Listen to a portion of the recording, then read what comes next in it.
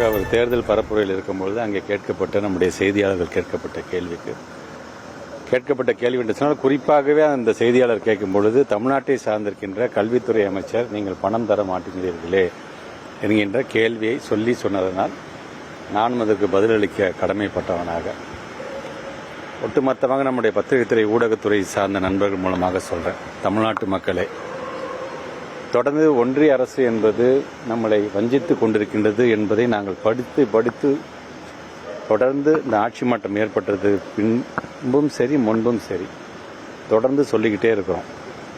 ஆனால் இன்றைக்கு அதற்கான ஒரு விடையாக நாங்கள் சொல்லும் பொழுதெல்லாம் அந்த இயக்கத்தை சார்ந்தவங்க என்ன சொல்கிறாங்க, பொய் சொல்கிறீங்க, உங்களுக்கு வெக்கமா இல்லையா என்று இன்றைக்கு இருக்கக்கூடிய ஆளுங்கட்சியில் இருக்கக்கூடிய எங்களை பார்த்தெல்லாம் அவர்கள் வாய்க்கூசாமல் சொல்லுகிறார்கள். ஆனால் இன்றைக்கு அவர்களுடைய இயக்கத்தை சார்ந்திருக்கின்ற ஒரு ஒன்றிய அமைச்சரை என்ன திட்டவட்டமாக சொல்லியிருக்கிறார் என்பதை நீங்கள் பார்த்திருக்கலாம். இதைத்தான் நாங்கள் அடிக்கடி சொல்லும்பொழுது, தயவுசெய்து கல்வியில் நீங்கள் அரசியல் செய்யாதீர்கள். ஏறத்தாழ 40 லட்சம் மாணவ செல்வங்களுடைய முழு அந்த எதிர்காலம் அதில் அடங்கியிருக்கின்றது. ஏறத்தாழ ஆசிரியர்கள், பணியாளர்கள் என்று ஏறத்தாழ 32,000க்கும் மேற்பட்டு இருக்கின்றவர்களுக்கு நாங்கள் மாதம் சம்பளம் வழங்க வேண்டிய ஒரு சூழ்நிலை. ஏறத்தாழ ஒரு மாதத்துக்கு 76 கோடி ரூபாய் மதிப்பிலும், ஒரு வருஷத்துக்கு 921 கோடி ரூபாய் மதிப்பில் அவங்களுக்கு சம்பளம் மட்டுமே வழங்க வேண்டியது.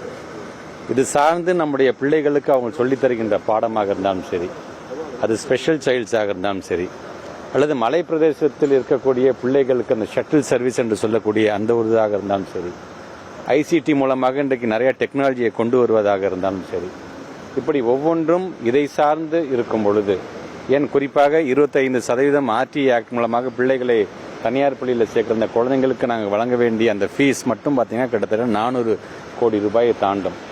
இதெல்லாம் சேர்ந்தது தான் ஒன்றிய அரசும் மாநில அரசும் 60%, 40% என்று இன்னைக்கு செஞ்சுட்டு இருக்கிறாங்க. இதை நாங்கள் சொல்லும் பொழுது, ஏன் முன்மொழி கொள்கையை நீங்கள் ஏற்றுக்கொண்டால்தான் என்ன என்கின்ற அந்த பிடிவாதத்தோடு அவர்கள் இருக்கின்றார்கள்.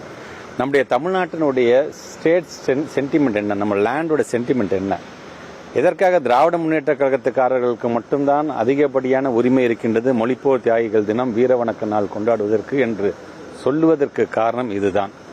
இந்த மும்மொழி கொள்கையை நீங்கள் ஏற்றுக்கொண்டால்தான் என்ன, ஏன் பிடிவாதம் பிடிக்கிறீர்கள் என்று சொல்லும் பொழுது, அது நமக்கு தேவையில்லாத ஒன்றாக இருக்கிறது என்பதனால்தான் பேரறிஞர் அண்ணா காலத்திலிருந்து இருமொழி கொள்கையை நாம் பின்பற்றி கொண்டு வருகிறோம்.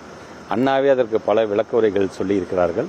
ஏன் நம்முடைய முத்தமிழர் கலைஞர் அவர்கள் சொல்லியிருக்கிறார்கள், தமிழ்நாட்டு முதலமைச்சர் சொல்லியிருக்கிறார்கள். இன்றைக்கு ஒரு பெர்ஃபார்மிங் ஸ்டேட்டாக நாம் இருக்கும் பொழுது, எஜுகேஷன் என்று வரும்பொழுது இன்றைக்கு பல விதத்திலும் இன்றைக்கு ஏன் அவங்க நிதி எதற்காக ஒதுக்கீடு செய்கிறேன் என்று சொல்லுகிறார்களோ, அந்த சமகர சிக்ஷா அபியான் என்கின்ற அந்த திட்டத்திலே கிட்டத்தட்ட 20 ஆப்ஜெக்டிவ்ஸ் இருக்கின்றது.